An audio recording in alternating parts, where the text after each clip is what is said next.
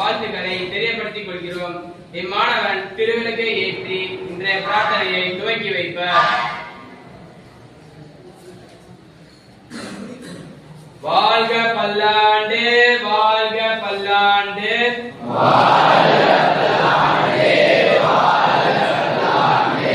மாதா பிதா குரு ஆசியோடு மூவர் திருவருள் பெற்று வாழ்க பல்லாண்டு, வாழ்க பல்லாண்டு. இறைவன் இன்னருள் புரிய